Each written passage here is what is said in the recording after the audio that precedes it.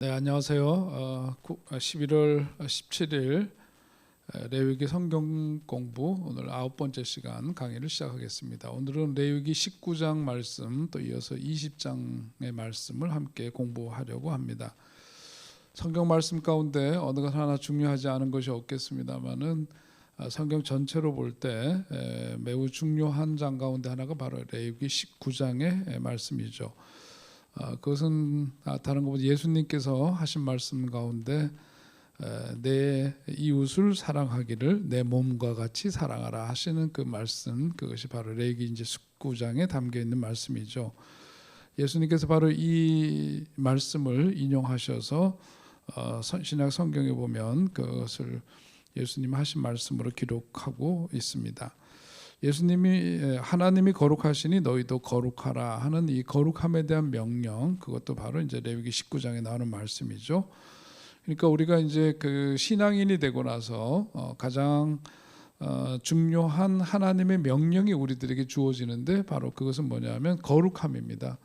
레위기 이제 전체의 가장 중요한 주제이기도 하죠. 계속해서 말씀하고 있는데 이 거룩함, 이것이 무엇으로? 삶으로 연결이 돼야 되죠. 삶 속에서 이루어져야 되고, 이것을 일컬어서 우리는 성화라고 이제 표현을 합니다. 성화, 거룩한 삶으로의 변화다, 그거죠. 그 선화에 대한 명령, 하나님의 성품을 닮아가는 것, 주님의 성품을 닮아가는 것, 그게 바로 이제 거룩한 삶으로의 변화를 의미하고 그 내용이 갖고 있는 의미가 바로 거기에 있습니다. 레위기 그래서 19장 1절과 2절 말씀 보면 여호와께서 모세에게 말씀하여 이르시되 너는 이스라엘 자손의 온 회중에게 말하여 이르라 너희는 거룩하라 너희는 거룩하라 이는 나 여호와 너희 하나님이 거룩함이니라 그렇게 말씀합니다. 자, 이렇게 중요한 주제의 말씀인데 이 말씀을 또 신약 성경에 보면 인용한 사람이 바로 사도 베드로죠. 사도 베드로가 베드로전서 1장 15절로 16절에 있는 말씀을 보면 거기 함께 읽어보시죠. 오직 너희를 부르신 거룩한 이처럼 너희도 모든 행실에 거룩한 자가 되라. 기록되었으되 내가 거룩하니 너희도 거룩할지어다 하셨느니라. 사도 베드로가 인용하고 있는 그 말씀도 바로 이제 레위기 19장에 있는 바로 이 말씀을 그가 인용하면서 거기에 기록되었으되라고 하는 것은 바로 이제 여기 레위기 19장 2절의 말씀을 그대로 인용한 말씀이다, 그거죠. 여기 나와 있는 이 표현은 이렇게 한 곳에 국한된 표현이 아니고 19장 하나만 보더라도 거기에 계속해서 이제 반복되는 어구 가운데 하나가 바로 그겁니다. 나는 여호와니라 내가 여호와다 이런 말씀이 거기 나오는데요. 3절, 4절, 10절을 비롯해서 여러 곳에서 반복적으로 나오는 말씀입니다. 그리고 이 말씀에 대한 응답을 요구하는 중요한 말씀이 바로 이제 19절 말씀과 37절 말씀인데, 그러니까 이렇게 거룩한 내가 나는 여호와니라 내가 거룩하였으니 너도 거룩하라 할지니라 하시는 말씀. 그러니까 너희는 그 거룩함이라는 게 뭐냐? 내 규례를 따라서 하나님이 하신 말씀대로 지키는 삶이다, 그거예요. 그 37절의 마지막 부분에 한 번 더 나오면서 19장 전체는 바로 거룩한 삶을 위한 규례다. 그것을 지키기 위한 구체적인 삶의 규례를 담고 있는 내용, 그것이 이제 레위기 19장의 내용입니다. 자, 여기 보면 여기서 강조되는 교훈들이 많이 있지만 크게 보면 네 가지의 그 거룩한 삶이라는 게 어떤 거냐, 어떤 것이 구체적으로 실생활 속에서 거룩한 삶이라는 것이 무엇인가 하는 것을 이제 실증적으로 제시하고 있는 말씀인데, 여러 말씀들이 있지만 크게 보면은 크게 네 가지로 볼 수가 있습니다. 첫째는 뭐냐면 부모를 경외하는 삶이다라고 하는 거예요. 3절과 32절에 나와 있는 말씀입니다. 거기 이제 3절에 보면 너희 각 사람은 부모를 경외하고 나의 안식일을 지키라. 나는 너희의 하나님 여호와이니라 말씀하셨고요. 뒤에 나오는 또 32절 보면 너는 센 머리 앞에서 일어서고 노인의 얼굴을 공경하며 내 하나님을 경외하라. 나는 여호와이니라 이렇게 말씀합니다. 앞에서 강조하고 있는 것은 나 여호와이니라, 그리고서 내가 여호와다 이런 말씀을 하시면서 직접 이렇게 주시는 말씀, 이런 이제 그러니까 그만큼 하나님께서 누구를 격려하지 않고 직접적으로 꼭 지켜야 될 말씀으로 강조하고 있는 것이 바로 거룩한 삶이고, 그 거룩한 삶의 구체적인 내용을 담고 있는 규례들, 거기에서 첫 번째는 뭐냐? 부모님을 경외하는 것이다. 그것을 말씀해 주고 있습니다. 자, 여기 우리가 방금 읽은 것처럼 3절과 32절에 보니까 같은 말씀인 것 같은데, 거기에 보니까 부모를 경외하라 하는데 뒤에 나오는 32절에 보면 이게 이제 어떻게 번역되어 있죠? 노인이라고 또 되어 있어요. 그러니까 혈육 관계 속에서 내 부모뿐만 아니라 어르신들을 공경하는 삶의 도리를 분명하게 말씀해 주고 있죠. 이 노인, 부모님, 이런 존재들은 왜 이렇게 공경되어야 하느냐면, 바로 그들은 하나님의 권위를 대신하는 존재이기 때문에, 그것을 대신하는 존재이기 때문에 공경받아 마땅하다라고 하는 거고요. 이 말씀이 이제 신명기 말씀은 이제 출애굽 2세대에게 주신 말씀인데, 출애굽기 여정 속에서 정말 그 광야길을 걸어가야 하는 허덕이는 현실 속에서도 이런 말씀을 계명으로, 계명, 다시 말해서 꼭 지켜야 될 말씀으로 이것을 주는 것은, 광야길을 걸어가다 보면은 지치고 환경 자체가 열악하기 때문에 거기에서 뭐냐면 소위 동물의 왕국처럼 말이에요. 힘세고 이런 사람들은 살아남고, 그렇지 못한 사람들은 뒤처지다 결국은 죽음에 이르게 된단 말이죠. 그건 동물의 세계에서 그렇지만 우리 인간사는 그러면 안 된다는 거죠. 출애굽의 여정 속에서 고단하고 지쳐서 힘이 없는 그런 존재들, 이런 분들을 끝까지 함께 품고 섬기면서 약속의 땅을 향해서 가야 된다. 그 가운데 첫 번째가 뭐냐면 그 부모, 동시에 노인, 이런 분들은 출애굽의 여정 속에서 쉽게 지칠 수가 있고 어려운데, 그렇다고 해서 그 행렬에서부터 낙오된 채로 그대로 방치한다거나 이렇게 해서는 절대로 안 된다 하는 거예요. 그래서 인간사 속에 주는 그 계명, 인간사 속에서 지켜야 될 첫 번째 계명으로 바로 이제 부모를 공경하라 하는 말씀이 거기서 제시되고 있는 거죠. 이 부모님 또 노인, 하나님의 권위를 대신하는 그런 존재들인데, 부모를 공경한다는 것은 바로 이 부모 공경을 통해 가지고 그 뭐예요? 하나님을 공경하는 것을 우리가 배우게 되고, 궁극적으로는 그 우리의 아버지가 되시는 하나님을 경외하는 것을 이 부모 공경을 통해서, 이것이 분리된 게 아니라 이렇게 이어지게 돼 있다 그거죠. 그래서 인간사 속에서는 다른 그 일반 동물들과는 다른 인간에게 있어서 두드러진 그 특징 가운데 하나는 바로 이런 부분이죠. 약자를 보호하는데 특별히 부모님을 공경하는 것, 이것은 인간사 속에서 가장 먼저 지켜야 될 삶의 도리다. 그것을 일러주고 있습니다. 우리 역사 속에서 보자면 이제 우리 조선 시대에 왕들 가운데 이제 효종이 있죠. 효종은 지극히 그 효성이 뛰어난 그런 분으로도 알려져 있는데, 그 일화를 보면 말이죠. 임금이 이제 어디 행차를 하는데 어떤 노모가 나이 이제 많은 그 어머니가 임금님을 한번 보고 싶은 그 마음을 얘기하니까, 그 아들이 효자인지라 십리길을 그 늙으신 어머니를 업고 와서 임금님 모습을 보여드렸다는 거죠.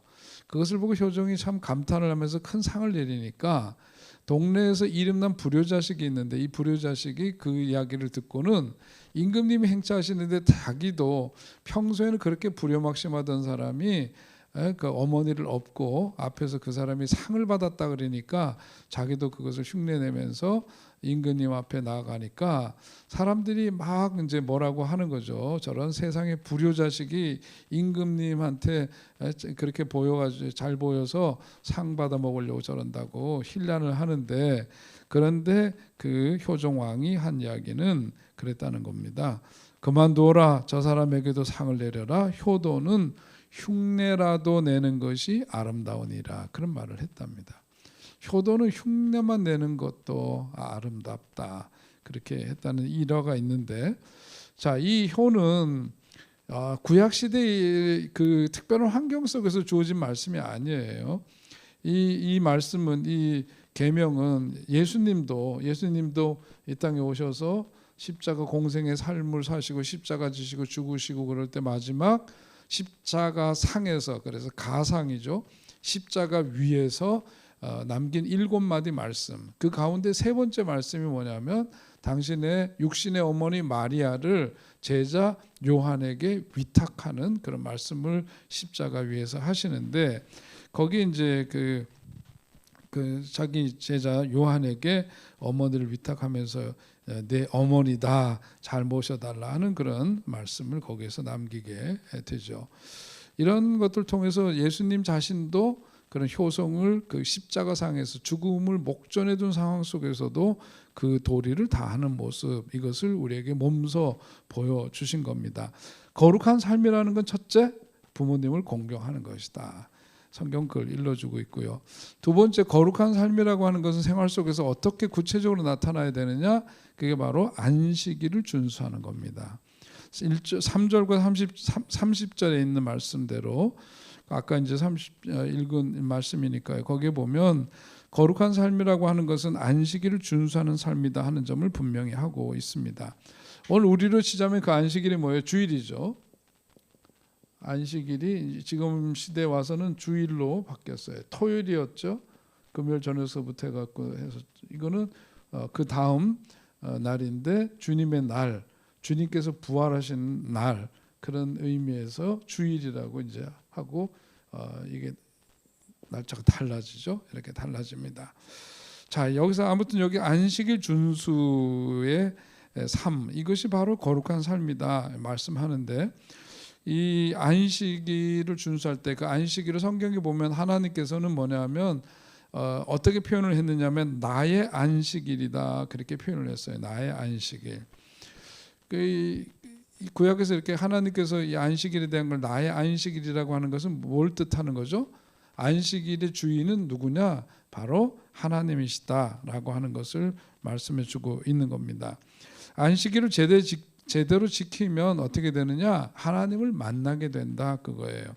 그래서 30절에 있는 말씀을 보면 거기 30절에서 내 안식일을 지키고 내 성소를 귀히 여기라, 나는 여호와이니라, 그렇게 말씀을 합니다.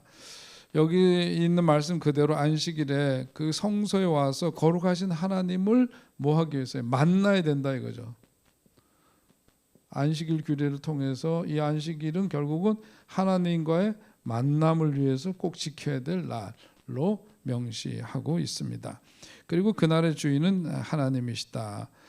그러니까 이 안식이라고 하는 것이 문자 그대로 안식, 편안하게 휴식을 취하는 그런 날, 늘어지게 잠자고 뭐 하고 이런 날, 이렇게 이해해야 될 그런 날이 아니고, 이런 것 때로는 늘어지고 뭐 육체적으로 쉬고 이러는 거 필요하지만, 중요한 것은 뭐냐면 이 안식일은 어떤 날이냐? 하나님을 예배하고 하나님을 경외하는 그런 날, 하나님을 경배하는 날. 그러므로 인해 가지고 단지 육신의 안식만이 아니라 영적인 안식을 함께 경험하게 되는 그런 날, 그게 바로 이제 안식일이 갖고 있는 의미죠. 이 영적인 안식과 육체적인 안식을 취함으로 인해서 그 속에 평화가 오고 마음의 은혜를 힘입도록 하는 그런 진정한 의미에서 쉼을 경험하게 되는 날, 바로 그 안식일입니다. 역사적으로 배경을 보면 출애굽의 여정 속에서 이런 계명을 주신 거는 뭐냐면 이스라엘 백성들이 그 이전의 삶이 뭐였어요? 노예로 살았던 삶이었죠. 그러니까 이들에겐 끝없이 반복되던 노예의 삶에서 안식이란 없었고 휴식이란 꿈에도 꾸지 못했던 이런 삶 속에서 철저히 이것을 지키면서 뭐냐면 이렇게 살아가는 삶 속에서 우리의 삶의 진정한 주인이 누구이신가, 누구를 경배하고 누구에게 예배드려야 될 건가 하는 점을 분명하게 여기서 깨닫도록, 그러면서 위로부터 내려주시는 은혜를 힘입어서 마음의 평안을 힘입고 영적인 육적인 모든 쉼을 통해서 회복의 은혜를 힘입도록 하는 것. 그러면서 이것이 바로 거룩하다라고 하는 것은 인간 본연에 하나님의 그 뜻을 받들어서 이 안식일을 잘 지키고 하나님의 그 의도대로 그 속에서 충분한 영적인 육적인 모든 안식을 얻도록 하는 것, 그게 바로 거룩한 삶의 구체적인 모습이다, 그겁니다. 출애굽기 31장 13절에 보면 이런 말씀이 있죠. 나는 이스라엘 자손에게 말하여 이르기를 너희는 나의 안식일을 지키라. 이는 나와 너희 사이에 너희 대대의 표징이니 나는 너희를 거룩하게 하는 여호와인 줄 너희가 알게 함이라. 그러니까 이게 안식일이라는 게 하나님과의 뭐냐면 약속이다, 이거 약속. 꼭 지켜야 될 어떤 약속, 그것을 상징하는 거다. 그 사인이다, 표징이다, 그거죠. 그러니까 하나님을 사랑한다는 것을 보여주는 일종의 약속이고 사인으로서, 그 표징으로서, 표시로서 마땅히 지켜야 될 게 그게 바로 안식일이다. 그러니까 말로만 하나님을 사랑하는 게 아니라 하나님을 진짜로 사랑한다면 가장 기본적인 게 뭐냐면 그 사랑의 표시가 이 안식일을 지키는 것, 이거라고 말씀하고 있는 거예요. 그리고 사랑하는 관계는 뭐죠? 만나야만 하죠. 사랑하는 사람이 만나지도 않고 사랑할 수는 없어요. 마찬가지로 이 안식일 예배드림을 통해서 하나님과의 만남이 이루어지게 되죠. 진정한 사랑이 거기서 확인되는 겁니다. 자, 우리가 알고 있는 대로 거룩이라고 하는 것은 분별한다는 뜻이고 구별한다는 뜻인데, 여기서 보자면 이 안식일의 의미에서도 뭐냐면 이것은 거룩하다라고 하는 것은 뭐냐면 구별해서 드리는 시간이다, 이거죠. 안식일이라고 하는 것은 내 삶에 주어진 시간이라는 축복의 선물이 있는데 그 가운데에서 하나님의 것을 구별해서 하나님을 만나는 것. 그러므로 우리가 저 안식에 들어가기를 힘쓸지니라고 하는 히브리서 말씀이 있는 겁니다. 자, 이런 안식이라고 하는 것도 그냥 내가 되는 게 아니라 그냥 쉬고 그렇게 어떤 형식적인 삶으로 그냥 쉼에 이르를 수 있고 안식일을 지키는 게 아니라 이러기 위해서는 뭔가 구체적인 노력이 필요하죠. 안식도 진정한 안식을 위해서는 노력해야 합니다.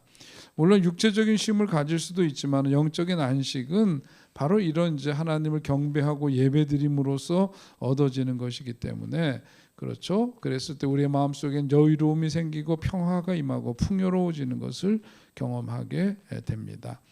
그래서 거룩한 삶은 곧 뭐다? 안식일을 준수하는 삶이다라고 하는 거죠. 아까 얘기했던 것처럼 이 안식일을 오늘 우리 이제 신약 시대는 주일을 성수하고 주일을 지킨다는 말로 이제 이것이 대치가 된 것은 바로 왜 그 과거의 그 안식일이 그 의미와 더해서 어떻게 되는 주일이라고 하는 것은 바로 예수님이 참된 안식일을 완성시킨 분이기 때문에, 예수님이 안식의 진정한 의미를 그야말로 완성하셨기 때문에 우리는 이제 이 주일을 지키면서 이 안식일이 갖고 있었던 그 의미와 여기에 더해서 뭐죠? 바로 예수님이 부활하시고 죽음의 권세 이기시고 부활하심으로 참된 안식과 생명을, 구원과 생명을 우리들에게 주심으로 그야말로 진정한 쉼에 이르게 하셨기 때문이죠. 그래서 지금은 안식일이 아니라 주일을 우리가 지키는 거고, 이 주일날 안식일이 갖고 있었던 의미에다가 구원과 생명이 예수님으로 말미암아 덧입혀지고 더해지는 은혜를 힘입는 날, 그래서 우리는 그날을 기념하고 기억하고 그날을 우리가 그날을 통해서 참된 쉼을 누릴 수가 있게 되는 겁니다. 자, 이것이 거룩한 삶의 두 번째 구체적으로 삶 속에서 살아가야 될 모습이에요. 세 번째, 거룩한 삶이라는 건 어떤 거냐? 레위기 19장에서 말씀하는 거로는 이제 4절에 있는 말씀대로 이 19장 4절에 보면 너희는 헛된 것들에게로 향하지 말며 너희를 위하여 신상들을 부어 만들지 말라. 나는 너희의 하나님 여호와이니라 그랬습니다. 이 세 번째는 뭐죠? 우상 숭배하지 말라, 그거죠. 우상 숭배 우상 숭배하지 말아라. 4절 말씀. 다시 말해서 헛된 것, 무익한 것, 전혀 유익이 되지 못하는 그런 것들, 그런 우상을 섬기지 말아라. 근데 왜 하지 말라라고 하는 우상을 사람들이 섬길까? 가만 그 심리를 들여다보니까 바로 두려움 때문이더라, 이거예요. 두려움. 이것이 가장 큰 원인이더라라고 하는 건데요. 이 하나님을 믿는다고 하면서도 우상을 섬기는 것은 뭐냐면 그 마음 가운데에서 하나님만으로는 뭐냐면 이 두려움이 다 가시지가 않은 거예요. 안심이 안 되는 거예요. 그러니까 하나님을 믿는다고 하면서도 이 우상을 따라가고 섬기는 그런 일들이 벌어지게 되는 거죠. 세계적으로 보자면 이제 그 뭔가 다신교 그리고 이제 그 범신론 모든 어떤 생명인 상라만상에 다 어떤 거기에 신이 깃들여져 있다. 이제 그렇게 와서 범신론 얘기하고 그러는데 인도 같은 경우에는 그 신이 수백만 얼마가 되는지 가늠이 안 된다잖아요. 일본 같은 경우에도 그 신으로 사람들이 섬김의 대상으로 삼는 그런 우상들이 8만이나 된다 그러고 그리스 같은 경우는 한 3만 정도 된다 그러고 그러죠. 그런데 참 우리가 신앙적으로 이것이 우리나라에 이제 복음이 전파되면서 세계 유례 찾아볼 수 없을 정도로 복음이 이렇게 확산되고 하나님을 경외하는 부분에 있어서 어떤 그 나라보다도 이렇게 앞서갈 수 있었던 것은 뭐냐면은 제가 보기에는 우리나라에서는 기본적으로 어떤 전통적으로 보자면은 유일신 사상이 있었어요. 제가 보기에는. 그래서 뭐냐면은 우리가 하늘님 그러죠. 하늘님 혹은 하나님 우리는 하나님이라고 그러는데 우리는 하느님이라고 하기도 하고 그렇습니다만은 한 분뿐이신 분이다. 우리가 믿은 전통적으로 우리 조상들이 뭐냐면 그 신이신 그분은 한 분이다. 그래서 한울 한 분 뭐 하나님 이런 식으로 이제 하나이신 분이다. 유일하신 분이다. 우리들이 믿는 신이 유일하다. 이런 생각과 문화와 이런 것들이 의식 속에 있었단 말이죠. 그런데 이제 여기 뭐가 전해졌어요? 예수 그리스도 그분이 참된 신이시고 그분이 우리의 구원자가 되시고 해방자가 되시는 분이다 하는 복음이 전파되어졌단 말이죠. 근데 다른 데서는 워낙 범신론, 다신교를 믿고 그러다 보니까 이것도 신 저것도 신 복잡해요. 그런데 우리나라는 기본적으로 믿는 신에 대한 유일신 한 분이신 그분으로 우리는 조상들은 믿어왔는데 복음이 전해지면서 우리 조상들이 믿었던 그 한 분 하늘님이라고 하던 하나님이라고 하는 그분이 누구시냐? 바로 그것이 성경에서 계시된 여호와 하나님이시다. 그래서 번역을 할 때에 중국 성경을 제가 보니까요. 중국말을 모르고 한자어로 보니까 한자에 하나님을 뭐라고 하냐 천재라고 돼 있어요. 천재. 그러니까 그 똑똑한 천재 그런 천재 말고 하늘의 제왕 같은 그런 존재다 이거잖아요. 옥황상제 그러듯이 천재, 상제라고 돼요. 상제. 옥황상제 하늘에 계신 어떤 존재로서의 그런 표현을 쓰고 있더라고요. 자, 근데 우리 문화에서 뭐냐면 한 분이신 그분이거든요. 그러니까 번역을 할 때 뭐냐면 하나님이라고 번역을 한 거예요. 상제라고 하지 않고 우리는 하나님이라고 번역을 딱 하니까 전통적으로 뭐냐면 이런 신관을 갖고 있었던 우리 조상들은 그분이 바로 성경에서 계시던 그분이구나 이렇게 바로 언어적 혼란도 없고 의식적으로도 복잡하지 않고 딱 하나로 일종의 우리가 이제 한글 문서 작업을 할 때 컴퓨터로 글을 쭉 이렇게 써내려가다가 다른 글이 있어서 이거를 지우고 이것을 대체하려면 이렇게 옮겨서 뭐 하죠? 컨트롤 C 해서 여기서 컨트롤 V 하면 이게 뭐냐면 이게 딱 덮어 씌워지거든요. 거기다 옮겨 놓고 거기다 덮어 씌우기를 하면 이걸 다 덮어서 이걸로 대치되듯이 조상들이 갖고 있었던 신의식에 우리가 믿는 그 성경에서 계시된 하나님 바로 그분이다. 이거 혼란이 없이 우리는 쉽게 하나님을 믿을 수 있고 받아들일 수 있게 되었다고 볼 수 있습니다. 좀 얘기는 길어졌지만 아무튼 뭐냐면 이런 이제 우상을 섬기는 것은 거룩한 삶을 살지 않는 그런 거다. 거룩한 삶을 산다는 것에 있어서는 우상을 섬겨서는 안 되는 삶이 필시 필연이다라고 하는 거죠. 자, 그러면 오늘 우리가 살아가면서 우리가 혹시라도 우상을 섬기는 일은 없는가 이걸 이제 우리가 살펴야 되는 문제인 거죠. 골로새서 3장 5절에 있는 말씀을 보니까 우상 숭배를 거기서는 뭐라고 얘기를 했느냐면은 탐심이라 그랬어요. 탐심은 곧 우상 숭배니라 그렇게 말하죠. 그러니까 이 우상 숭배라고 하는 것은 다른 게 아니라 하나님을 믿어야 되는데 하나님보다 더 찾아요. 그리고 더 원해요. 그게 바로 우상 숭배인 거죠. 하나님보다 더 찾고 더 의지하고 더 그것에 대해서 원하고 그러면은 그게 바로 우상이다. 마틴 루터는 그래서 우상을 얘기할 때 뭐라고 표현했냐? 내 마음으로 의지하는 것이 바로 내 신이다 그렇게 했어요. 내 마음으로 의지하는 것이 바로 내 신이다. 너의 신. 그게 바로 우상이다. 그런 얘기죠.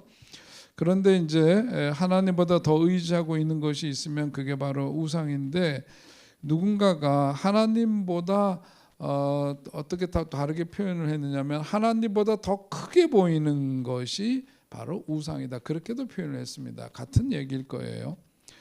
우리가 우상 숭배하지 않으려면은 어떻게 되느냐? 하나님이 제일 크게 보여야 하는 거죠. 하나님이 제일 크게 보여야 해요. 그렇지 않으면 하나님의 자리를 다른 것들이 차지하게 되는 순간 그게 바로 우상이다라고 하는 점을 분명히 우리가 기억해야 되겠고요. 자, 거룩한 삶은 바로 우상 숭배하지 않는 삶이다. 네 번째 보면 우리 거룩한 삶이라고 하는 것은 바로 뭐냐면 이웃 사랑하는 삶이다. 이웃 사랑. 5절 이하에 있는 말씀, 18절에 있는 말씀. 거기서 이웃을 사랑하는 삶, 그게 거룩한 삶이다라고 하는 거고요. 거기에 보면은 이제 다 이웃 사랑에 대한 내용이 거기에 쭉 열거되고 있습니다. 5절 이하서부터 끝까지 보면 이웃 사랑에 대한 말씀. 그래서 19장 18절에 있는 말씀을 보면 원수를 갚지 말며 동포를 원망하지 말며 내 이웃 사랑하기를 내 자신과 같이 사랑하라. 나는 여호와이니라.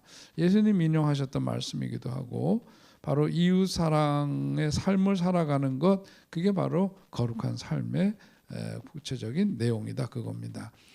예수님은 이 말씀을 산상수훈에서 말씀하시고 복음서에서도 나중에 이제 말씀하신 것을 확인할 수가 있는데, 그래서 구약의 레위기 19장을 구약의 산상수훈이다 그런 표현을 그래서 하는 겁니다. 예수님은 그것을 가장 큰 계명이라고 말씀하셨고 하나님을 사랑하고 내 이웃을 내 몸과 같이 사랑하라, 이것이 가장 커다란 계명 율법의 완성이라고 그렇게 말씀을 하셨어요. 자, 그러면 여기서 이제 좀 가지치기를 해서 이 이웃사랑, 이거 구체적으로 이웃사랑 어떻게 하는 게 이웃사랑이냐 하는 점을 좀 말씀에서 확인해 보면은 9절과 10절에 있는 말씀을 보니까요. 너희가 너희의 땅에서 곡식을 거둘 때 너는 밥 모퉁이까지 밥 모퉁이까지 다 거두지 말고 내 떨어진 이삭도 줍지 말며 그랬습니다. 거기 이제 쭉 이제 9절 10절 이어지는 그 말씀 속에서 보니까 이삭을 이제 추수를 할 때에 가난한 사람들을 위해서 이삭을 다 걷어가지 말고 남겨두는 것, 또 그들이 일부 같이 나눠 가질 수 있도록 하는 것, 그렇게 해서 그 은혜를 베풀죠. 이렇게 사람들에게 그렇게 베푸는 삶, 이것이 바로 구체적인 바로 이웃 사랑이고, 이것으로 인해서 큰 혜택을 본 사람이 우리 이제 지난 우리 특별 새벽기도의 기간 동안 보았던 룻기에 나오는 바로 이제 룻, 그리고 이제 거기에서 보아스가 이삭을 남겨두도록 조치를 하고 이런 일련의 일들을 보셨죠. 그게 바로 이제 이웃 사랑의 한 구체적인 내용인데, 그 첫째로 보자면 이웃 사랑의 구체적인 그 내용을 한번 얘기하자면, 이웃 사랑 그것은 뭐는 첫 번째는 경제적 이익을 나누는 것이다 그렇게 말씀드릴 수가 있겠습니다. 경제적인 이유, 자기 거지만은 다른 사람들과 나누는 것 이웃 사랑이다. 두 번째 11절 13, 4절 16절 거기 말씀을 보면 이웃에게 피해를 끼치지 않는 것, 그것도 이웃 사랑이라는 거죠. 이웃에게 피해를 끼치지 않는 삶. 그래서 11절에 보면 11절에서 뭐라고 되어 있느냐면 너희는 도둑질하지 말며 속이지 말며 서로 거짓말하지 말며 그랬죠. 그리고 이제 13절로 14절 거기 또 16절 이런 말씀들 보면 구체적으로 거기에 이제 나오는데요. 거기 나오는 것처럼 이웃에게 피해를 끼치지 않는 그런 삶. 잠깐만요. 제가 급한 연락이 왔지만 맞겠습니다. 자, 이런 삶을 통해서 여기에 보면 이웃에게 피해를 끼치지 않는 것도 이웃 사랑이란 말이에요. 예를 들면 우리 교회에 이제 보면 철저하게 우리 주변에서 이제 소음이나 이런 거에 대해서 특별히 예민한 사람들도 있어서 우리가 여기 카리스홀도 그렇고 이런 데 보면 철저하게 다른 분들한테 피해를 끼치지 않도록 굉장히 신경을 쓰죠. 방음 장치 다 하고 그러잖아요. 그리고 이제 혹시라도 우리 교회 오는 차량이 이웃에게 불편을 끼칠까 봐 굉장히 신경을 많이 씁니다. 그리고 이제 앞집 여기 이제 뭐 어린이집 재활동센터 아이들 데리러 오고 가면서 또 이웃에게 폐를 끼치고 그럴까 봐 저희들이 아주 신경을 많이 쓰고 그러죠. 이웃 사랑이 다른 게 아니라 그렇게 피해를 끼치지 않도록 하는 것, 그것이 이제 이웃 사랑이고요. 그러니까 이것이 우리 작은 이제 실생활 속에서 보자면 예배당에 들어와서 앉으실 때에도 나중에 오시는 분들을 배려해서 끝자리에 앉지 않고 가운데쯤 이렇게 앉아서 나중에 오시는 분들이 좌석에 쉽게 앉을 수 있도록 마음 써주는 것, 이런 거죠. 우리 엘리베이터도 가만 보면 새벽 시간에 그 뭐 몇십 초 요게 굉장히 그 마딘 시간이잖아요. 그러니까 이제 우리 카리솔에 올라오시는 분들 주로 1층 지하 1층에서 올라오시는 분들을 위해서 우리 다 지금 그 시간에 올라오는 시간이잖아요. 그럴 때는 올라온 다음에 지하에다 미리 엘리베이터가 가서 있을 수 있도록 미리 버튼을 눌러준다든지, 또 가실 때는 위에서부터 내려오니까 또 그렇게 마음 써준다든지, 이런 작은 배려, 이런 것들이 다 이웃 사랑이라고 얘기할 수 있겠죠. 자, 그래서 우리가 이제 생활 속에서 구체적으로 이제 이런 노력들을 하는 거, 그게 바로 이웃 사랑이다라고 하는 거고. 자, 그 다음에 이제 보니까 피해를 끼치지 않도록 하는 거가 이웃 사랑. 세 번째는 이웃에게 선대하는 거죠. 폐를 끼치지 않도록 하는 것. 세 번째는 이웃에 선대하는 것. 그분들을 잘 사랑으로 섬기는 것, 선한 마음으로 섬겨주는 것이 바로 사랑이다. 19장 레위기 19장 18절 있는 말씀 33절에서 34절, 거기 이제 여러분 눈을 보시는 대로요. 이런 말씀을 보면서 우리가 그 나그네들을 잘 대접하는 것, 손님을 우리 땅에 온 손님을 잘 대접하는 것, 이것이 바로 이웃 사랑이다라고 하는 거죠. 우리나라도 이제 굉장히 그 인구 감소가 이루어지고 또 노동력이 이제 부족한 가운데 있고, 그래서 외국에서 외국에 이제 이주민들, 이주 노동자들이 이제 많이 일들을 농촌에서도 그렇고 또 산업 현장에서도 많이들 하시는데, 이런 분들이 바로 오늘 성경에서 얘기하고 있는 나그네의 손님이죠. 이런 분들을 선대하는 것, 환영하고 축복하고 또 그들을 잘 돌보는 일, 그것이 바로 이웃 사랑이다.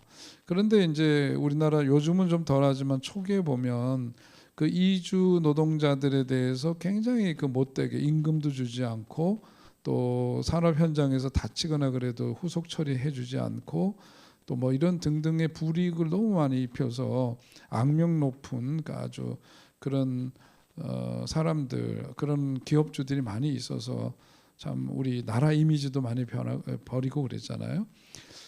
기독교인들 가운데서도 그런 사람들, 기업주들 중에는 있었다는 거죠. 그게 얼마나 부끄러운 일인가. 그런데 적극적인 경건, 진정한 경건이라고 하는 것은 다른 게 아니라 바로 그런 분들에 대해서 선대하고, 그분들이 사실은 그런 사랑을 힘입게 되면 어떻게 되죠? 나중에 그분들을 통해서 선교할 수 있는 길이 열리게 되고 그런 건데, 너무 이기적인 그 생각들, 그런 것들이 이제 사람들에게 이웃을 사랑하기는커녕 아주 피해를 크게 입히는 일도 있습니다. 적극적인 경건, 진정한 경건은 야고보서 1장 27절에 있는 말씀을 보면 거기에서 이렇게 표현하죠. 하나님 아버지 앞에서 정결하고 더러움이 없는 경건은 곧 고아와 과부를 그 환난 중에 돌보고 또 자기를 지켜 세속에 물들지 아니하는 그것이라.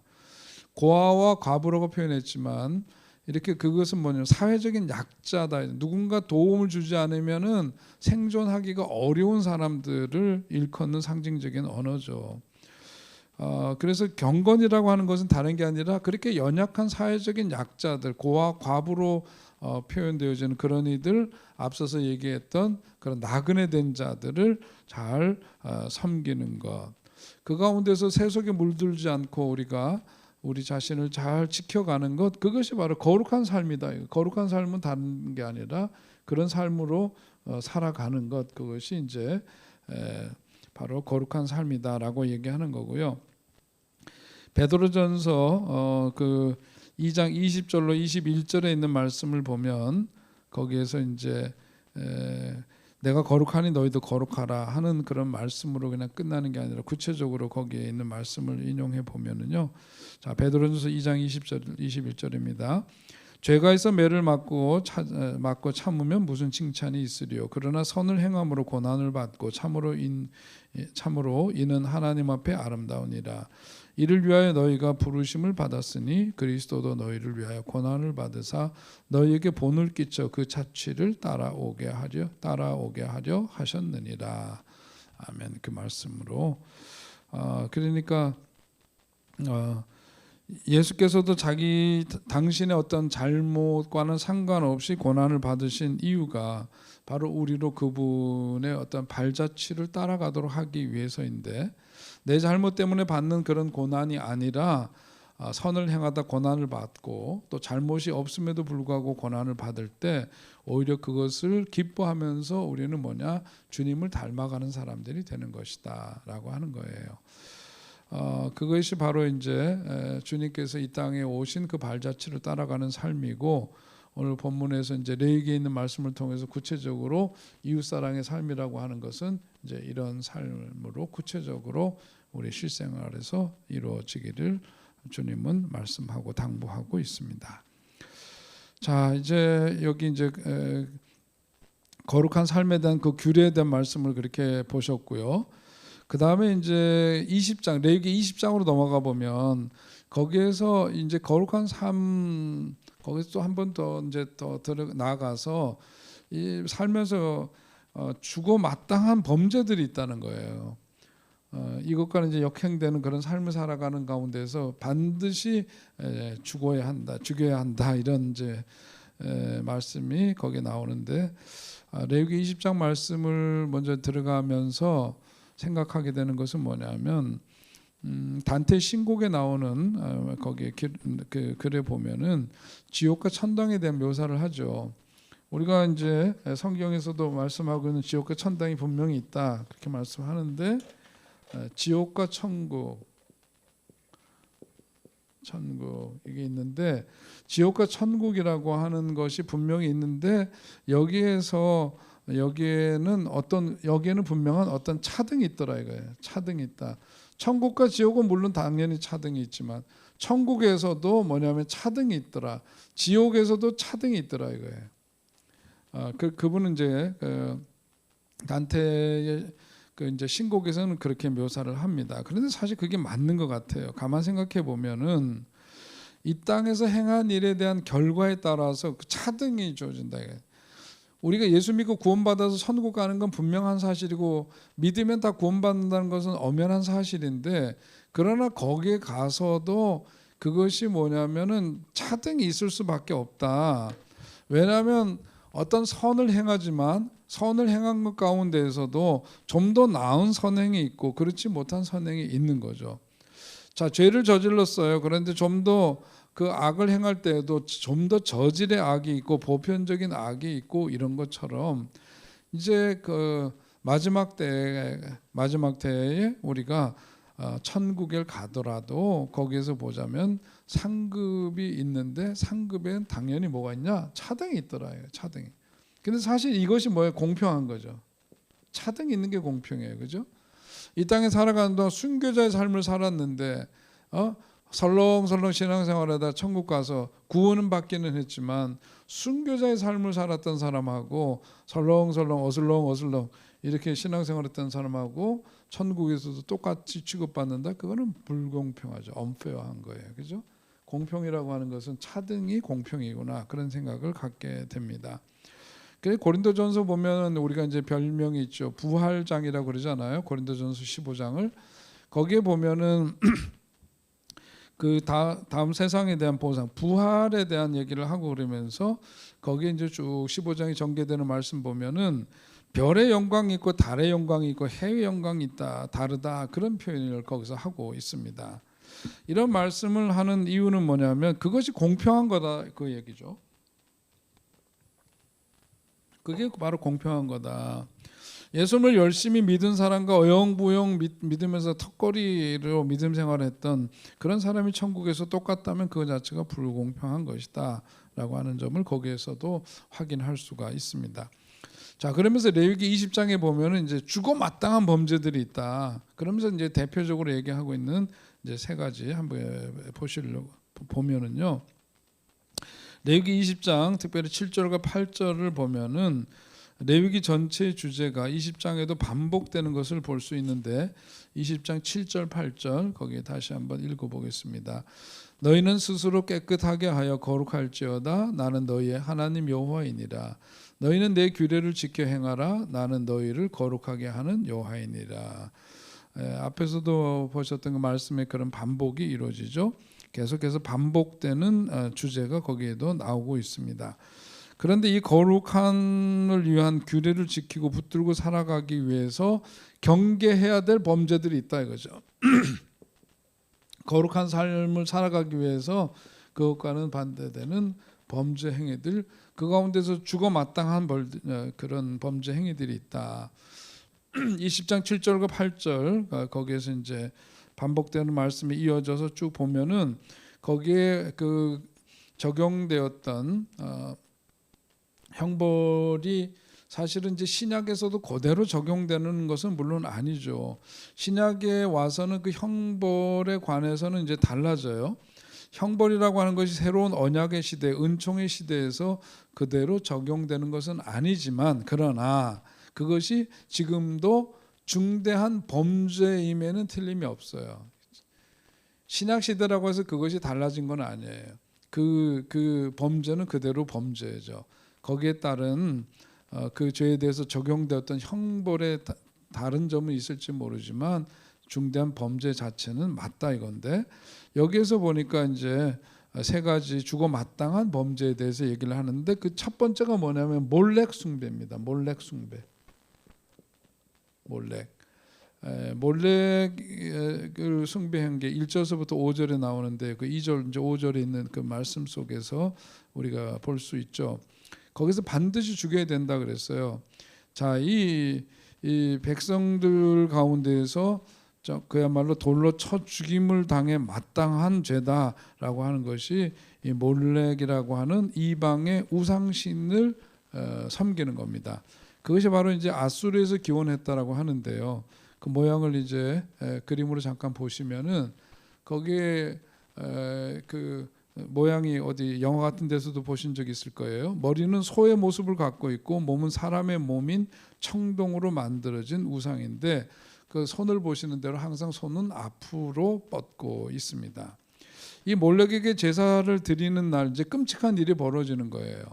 거기에 보면은 이제 집에서 장남이나 장녀 거기를 이제 갔다가 손을 뻗고 있는 몰렉 우상신에게 얹혀 놓으면은 그러면은 제물로 그 아이를 바치는 거죠.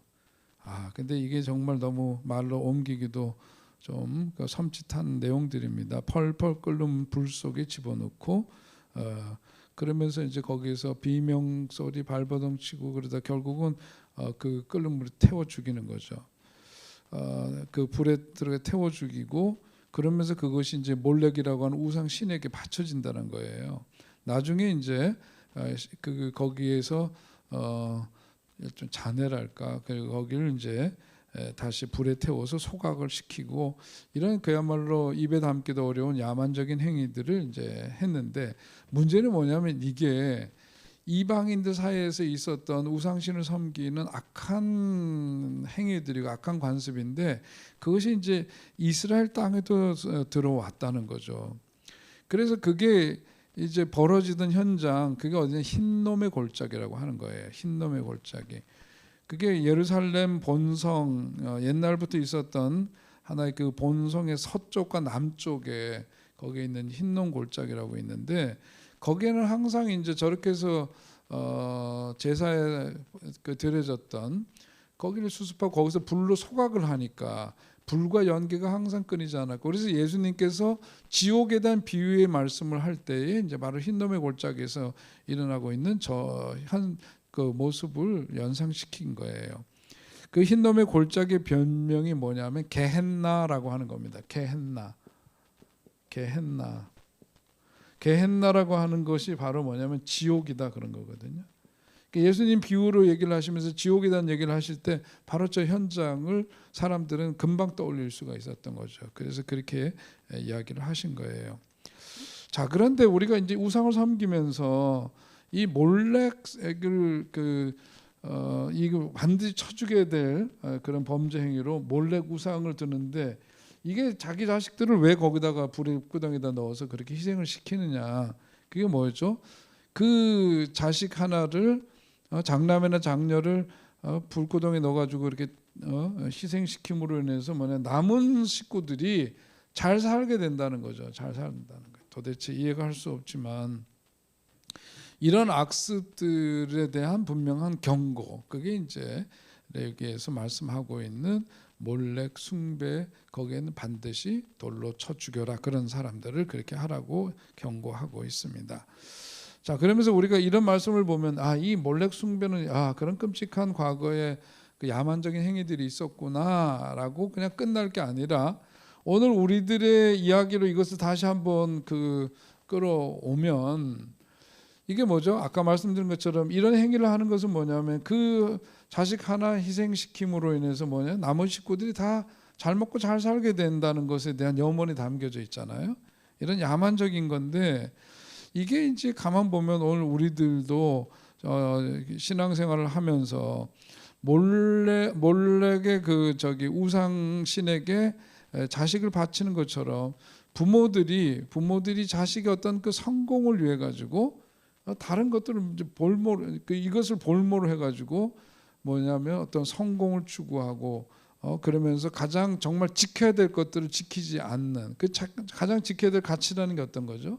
하나님께 예배드리고 하나님을 경외하면서 살아가는 삶이고, 그런데 어떤 성공과 안위, 안정 이런 것들을 위해서 이런 것들을 포기하는 거는 오늘 우리 시대에 있어서도 보자면 하나님을 믿는 그 믿음 속에서 마땅히 살아가야 될 그 삶의 가치와 이런 삶의 법도를 포기하고 이 성공을 추구하는 삶으로 당연히 가게. 예를 들면 쉽게 얘기하면 아이들이 이제 그 대학 입시 어저께도 수능 시험 봤지만은요, 대학 들어갈 때가 되면 교회 가는 거 끔찍해도 경계하잖아요. 공부해야 된다고.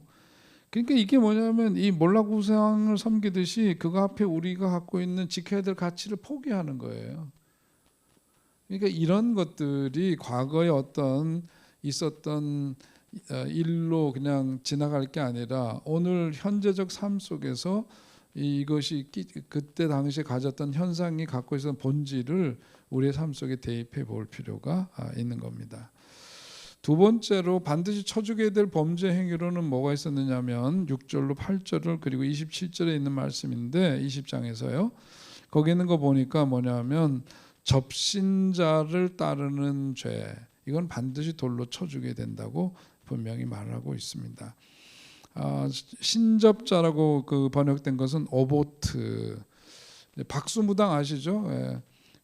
박수는 이제 이데론이라고 하는 이제 그런 언어로 그 원어가 이제 그렇게 되어 있는데요. 이런 인간들이 하는 게 뭐냐면 죽은 자의 신을 불러내서 그들을 통해서 미래를 알아내는 그런 행위를 하는 겁니다. 접신, 무당 같은 거죠. 그 영매라 그래서 이제 그 중간에서 매개하는 그런 역할을 하는 그런 사람, 그 죽은 사람들의 신의를 영매라고 하잖아요. 그런데 하나님께서 왜 이 말씀을 통해서 반드시 이런 사람들을 죽어 마땅한 죄로 경고를 하느냐? 자, 이게 한번 잘 보십시다. 이거 보면 성경에 보면 실제로 이래가지고 망한 인생이 있어요. 대표적인 게 누구죠? 사울왕입니다. 그죠? 사울왕을 가만 보니까 그는 초대 왕으로 하나님이 특별히 구별해 세우셨음에도 불구하고 그게 하나님 앞에서 기도하다가 응답되지 않는다고 여기지니까 뭐냐면 어떻게 해요? 신접한 여인을 찾아가요. 그죠? 그리고 그 여인을 통해서 결국은 왕위에서 쫓겨나게 될 것이라고 하는 것을 알게 됩니다. 사무엘상 28장 6절에 거기 보면 사울이 여호와께 묻자오되 여호와께서 꿈으로도 우림으로도 선지자로도 그에게 대답하지 아니하심으로 영적인 길이 딱 막혀져 버렸어요. 그러니까 뭐냐면 사울이 자신의 미래에 대해서 궁금해지고 그래서 신접한 여인을 찾아갔고 이제 그렇게 되는데 사울이 결국은 자신의 미래에 대해서 알게 된 것이 도움이 되지 않고 오히려 그렇게 신접한 여인을 찾아감으로 인해서 결국은 자기 인생이 파멸하게 되는 거죠. 결정적으로 이 사건 때문에 사울왕은 추락의 길을 걸어가게 됩니다. 자, 여기서 이제 우리 시대에도 가만 보면 어떤 사람들이 있냐면 예언의 은사를 얘기하는 사람들이 있어요. 예언의 은사. 예언의 은사는 성경에서도 보면 이런 은사가 주어져 있어요. 이런 사람들이 사실 있습니다. 그런데 사람들이 이런 예언의 은사가 있다 그러면 사람들이 몰려댕기죠. 찾아갑니다. 그런데 정말 조심해야 될 은사가 이거 예언의 은사예요. 이거랑 자칫하면 이거 자체가 뭐가 되죠? 무당, 점치는 사람이랑 똑같은 거예요. 똑같이 돼요. 하나님이 결정적인 어떤 사건 앞에서 하나님 백성들을 보호하기 위해서 특별한 은사를 준 게 예언의 은사예요. 백성들을 보호하기 위해서 특별히 주신 은사고, 그래서 어떤 경고라든지 특별한 인도를 하실 수 있는 그런 가능성이 여기 있습니다. 분명히 있는데, 그런데 소위 말해서 사람들 돌아다니면서 자기 예언의 은사 있다고 돌아다니는 인간들의 90% 이상은 다 가짜예요. 다 그 사기치는 겁니다. 매우 위험하죠. 왜냐하면은 자, 이런 은사를 통해서 그것이 도움이 되었다고 생각하면 어떻게 되죠? 앞날에도 굉장히 궁금해요. 그런데 어떤 이야기를 했는데 그것이 맞았어. 생각했던 것과 그렇게 되면 어떻게 되면 여기에 따라서 어떻게 의존적이 되죠. 그죠? 의존적이 될 수밖에 없어요. 계속해서 찾아다닙니다. 자, 여기에 대해서 예언의 은사는 하나님의 영광을 위해서 주신 은사가 뭐예요? 기프트죠. 선물이에요. 그냥 하나님의 일을 위해서 주신 일종의 도구이면서 선물인데, 이렇게 하다 보니까 뭐냐면 이 예언의 은사를 갖고 있는 사람에게 의존적이 되고, 그 다음에 여기서 하나님의 자리는 이렇게 되죠. 그러니까 결국은 누구를 섬기게 되는 거예요? 하나님이 아니라 여기에 속하게 되고 여기에 의존하게 되고, 이것이 결국은 뭐냐면 우상 숭배로 가는 거랑 다름이 없는 겁니다. 예언의 은사를 의존하게 되는 순간 그거는 반신앙적이 되는 거거든요. 그러니까 기도하는 사람을 찾아다니는 것, 그것이 결국은 무당 찾아다니는 거랑 다를 바가 없다. 비슷하게 닮아가는 것을 보게 되는데, 예언의 은사가 있을 수 있음에도 불구하고 우리가 경각심을 갖고 조심하지 않으면 안 되는 게 이런 거예요. 이 전 보는 사람에는 다를 바가 없거든요. 그리고 미래는 누가? 하나님이 인도하시고 책임져 주시는 거예요. 뭐가 그 앞이 궁금해요. 오늘을 살아가면서 오늘의 삶에 성실하고 한 걸음 한 걸음 주님과 함께 살아가는 그 삶이면 되는 거지. 이런 거는 자기 인생 망하게 하는 길이다. 그리고 이건 결국은 이런 의존성은 자기를 하나님께로부터 멀어지게 하고 결국은 그것은 파멸의 길이다. 분명히 기억해야 합니다. 자, 그럼 신앙의 본질이라는 게 도대체 뭐냐? 히브리서 11장 1절에 보면 믿음은 바란 것들의 실상에 보이지 않는 것들의 증거니라고 그렇게 말씀합니다. 보이지는 않지만은 하나님의 약속 믿고 그 말씀 붙들고 걸어가는 거, 그게 신앙이에요. 그러니까 이런 것 가지고 궁금해하고 그럴 필요가 없어요. 예언의 은사는 아까 말씀드린 것처럼 하나님께서 특별히 어떤 경고, 어떤 위험을 알리고 특별히 경계될 것을 위해서 아주 제한적으로 주신 은사예요. 선물이에요. 근데 그것에 의존하면 망한다. 믿음은 지금 말씀 읽은 대로 바라는 것들이 실상이요, 보이지 않는 것들의 증거, 보이지 않는 것들, 이거를 이제 그러나 하나님 약속 말씀 붙들고 걸어가야 한다, 그겁니다. 고린도후서 5장 7절에 보면 바울이 고백을 하죠. 우리가 믿음으로 행하고 보는 것을 하지 아니한다 그랬습니다. 그게 사도 바울의 고백이고 간증이죠.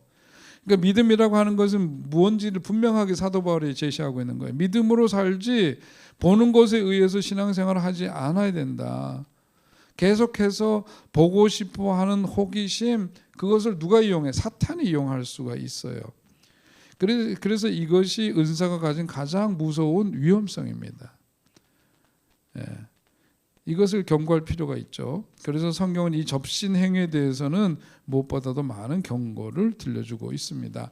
신명기에도 보면 이런 말씀이 있어요. 18장 9절로 11절에 나오는 말씀, 거기에 쭉 여러분 이제 눈에 보이시는 대로, 그래서 이런 말씀의 기초에서도 몰렉에게 자녀를 바치는 행위라든지 또 어떤 길흉, 어떤 좋은 일과 그렇지 못한 일에 대한 그런 호기심, 이런 것 때문에 이방신에게 영혼을 팔아버린 범죄, 이것은 결국은 주고 마땅한 범죄다 분명히 말하고 있는 거예요.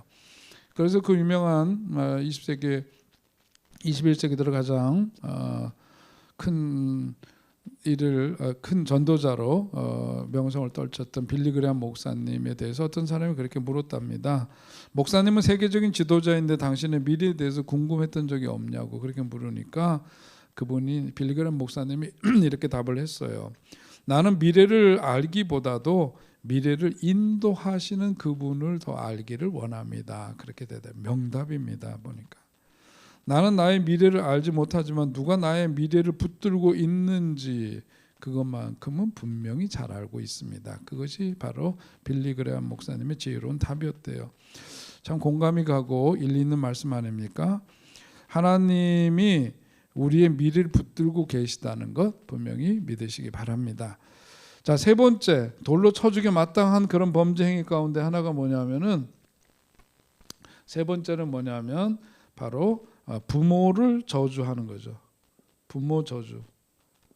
이런 패역한 일 하는 건 반드시 돌로 쳐주게 된다. 그렇게 성경은 분명히 얘기를 하고 있어요.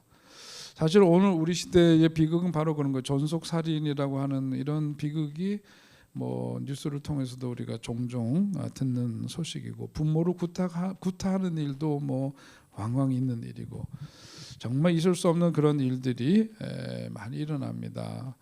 그 노인들 부모 학대 문제도 있고 그런 폭력의 문제들 많이 보도되고 있는데요. 부모라는 존재는 뭐냐, 한마디로 얘기하면 우리 삶의 뿌리다라고 하는 거죠. 그걸 분명히 알아야 하죠. 부모님이란 존재가 없이 우리 이 세상에 어떻게 태어났겠어요. 그리고 내 삶의 뿌리가 되시는 분들이 부모님이시다. 부모님을 부인하는 것은 바로 내 인생의 뿌리를 부인하는 거고, 그런 점에서 어떤 의미에서 부모라는 존재는 하나님을 대리한 하나님의 대리자를 우리에게 주셨다고 그렇게 볼 수 있는 거죠. 그래서 부모님에 대해서 순종을 통해서 부모님에 대한 순종을 통해서 우리는 누굴 배워요? 하나님을 배우게 되죠. 부모를 공경하면서 하나님께 대한 공경을 또한 우리가 배우게 됩니다. 그래서 우리가 이 돌로 쳐 죽인다까지 할 정도로 이 부모 공경에 대해서, 부모님에 대해서 보니까 뭐 순종과 공경 이런 거죠. 부모님에 대해서는 순종하고 공경해야 된다. 대신 하나님을 대하는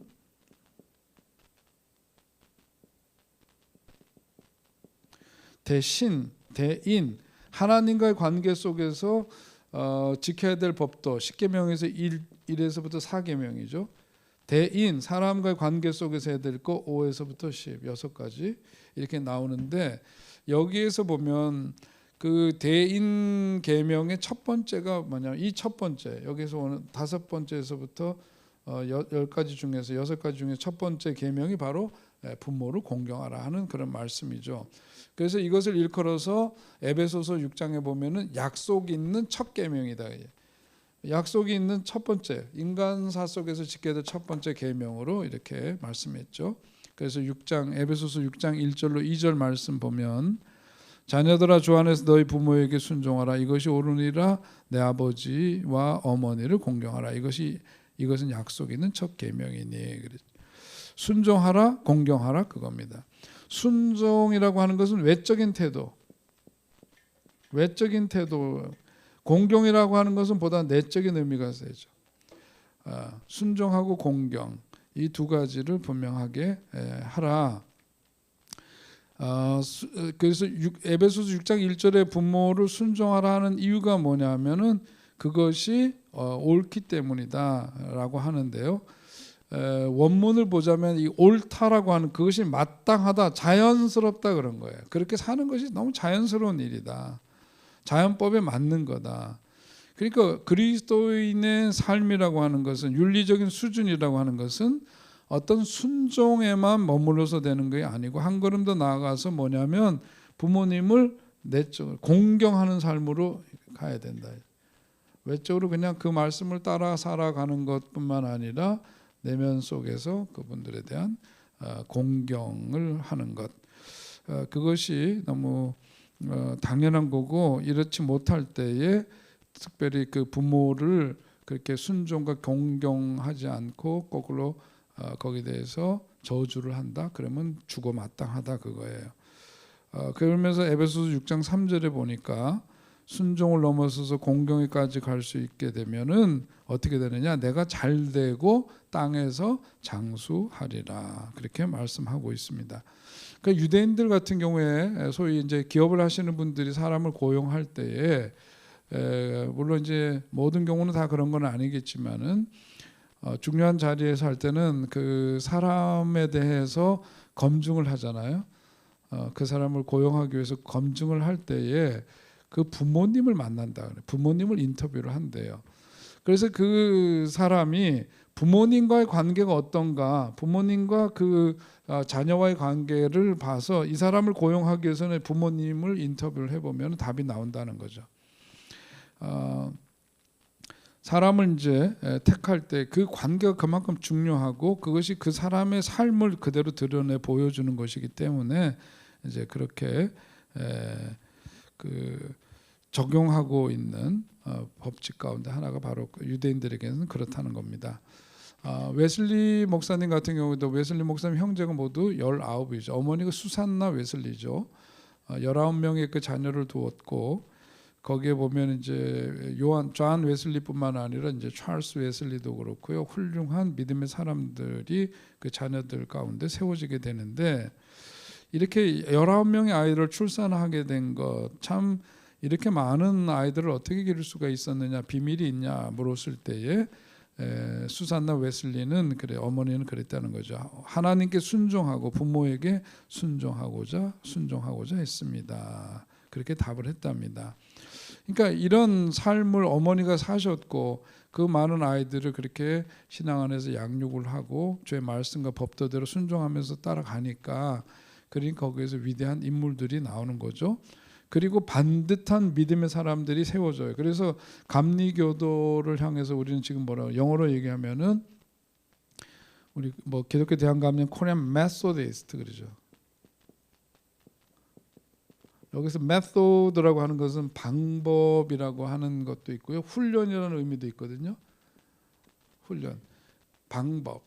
그러니까 이 그리스도인들 가운데에서 잘 훈련된 사람들, 그게 이제 메소디스트예요. 규칙주의자라고도 이제 번역을 하잖아요. 원문으로 보자면 규칙주의자. 아주 반듯하게 신앙생활을 법도대로 딱딱 이렇게 맞춰 살아갔던 그런 사람들이 이제 감리교도인데, 그런 결국 웨슬리 목사님을 통해서 그런 신앙의 체계와 이런 것들이 세워지게 된 건 뭐죠? 바로 어머니가 이렇게 순종하는 삶을 살았던 그런 삶의 결과가 열매로 이렇게 나타나게 되었다고 볼 수 있습니다. 하나님께 대한 순종, 부모님께 대한 순종, 이것이 바로 이제 웨슬리라고 하는 인생에 영향을 끼치게 되고 그분을 통해서 메소디스트, 감리교도들이 그 정신을 이어가고 있는 거죠. 우리가 어떻게 살아야 마땅한 인생을 살아갈 수 있을까? 죽어 마땅한 죄를 피해야 하는데 오늘 우리가 살아가는 삶은 그런 점에서 보자면 로마서 12장 2절 오늘 결론적으로 이 말씀 함께 읽고 싶은데요. 시작. 너희는 이 세대를 본받지 말고 오직 마음을 새롭게 함으로 변화를 받아 하나님의 선하시고 기뻐하시고 온전하신 뜻이 무엇인지 분별하도록 하라. 오늘 우리가 살아가면서 하나님의 말씀으로 그 뜻을 붙들고 주 앞에 살아가는 저와 여러분이 될 수 있기를 주의 이름으로 축원드립니다. 자, 수고하셨습니다. 오늘 여기까지 강의하겠습니다. 기도하겠습니다. 하나님, 은혜와 사랑을 감사합니다. 연일 특별 새벽 기도회로 이른 아침부터 기도의 자리로 나오게 하시고, 오늘도 삶의 자리에서 하루 온종일 열심히 살게 하시고, 한 주간 동안 주어진 삶의 자리에서 최선 다하는 삶을 살게 하시다가 오늘 이 금요일 저녁 이 시간에도 또 고단하고 피곤한 몸이지만 하나님 말씀 배우려고 청종하도록 또 이 자리로 불러주신 주님 감사합니다. 오늘 이 자리에 함께한 모든 이들 주님, 저들의 마음과 몸과 또 삶을 주님께서 축복해 주시고 위로해 주시고 더욱더 새 힘을 얻어 살게 하여 주옵소서. 오늘 주님 주신 말씀 의지해서 우리가 삶의 자리에서 더욱더 거룩한 삶을 택하고 살아감으로 우리의 성품이 날로 변화되어 주님을 닮아가는 성화의 삶을 살아갈 수 있도록 인도해 주옵소서. 그 옛날 믿음의 사람들이 하나님의 그 법도대로 살려고 무던히도 애썼던 것처럼 오늘도 우리가 정말 주의 말씀대로 살아가기 위해서 애쓰고 또 주의 말씀에 순종해서 살아감을 통해서 주님만이 주시는 귀한 은혜를 덧입고 살아갈 수 있도록 늘 붙들어 주시고 친히 인도하여 주옵소서. 이 저녁에도 함께한 모든 이들을 다시금 비옵나니 하나님의 위로하심, 힘주심, 힘있게 하시고 말씀 배우는 기쁨과 말씀을 통한 그 은혜가 우리의 심령 속에 늘 충만케 하여 주시옵소서. 함께해 주신 주님께 감사드리며 우리 구주 예수 그리스도의 이름으로 축복하며 기도하옵나이다. 아멘. 네, 감사합니다. 수고했습니다.